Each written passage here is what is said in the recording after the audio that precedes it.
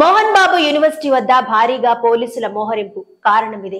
యూనివర్సిటీకి మంచు మనోజ్ వస్తున్నారనే సమాచారంతో అప్రమత్తమైన పోలీసులు ఇప్పటికే యూనివర్సిటీలో ఉన్న మోహన్ బాబు, మంచు విష్ణు దీంతో ఎలాంటి గొడవలు జరగకుండా పోలీసుల చర్యలు.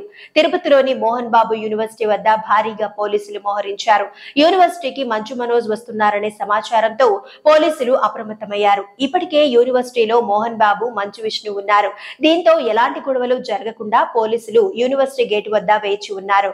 ఇక మంచు మనోజ్ కుటుంబ సమేతంగా హైదరాబాద్ నుంచి తిరుపతి చేరుకుని రేణిగుంట ఎయిర్పోర్ట్ నుంచి రోడ్డు మార్గంలో ర్యాలీగా మోహన్ బాబు యూనివర్సిటీకి బయలుదేరారు. దీంతో అప్రమత్తమైన పోలీసులు యూనివర్సిటీ పరిసరాల్లో ఎవరిని అనుమతించడం లేదు.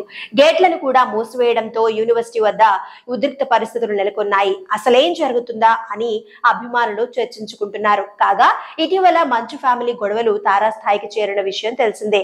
తండ్రి కొడుకులు ఒకరిపై ఒకరు పోలీసులకు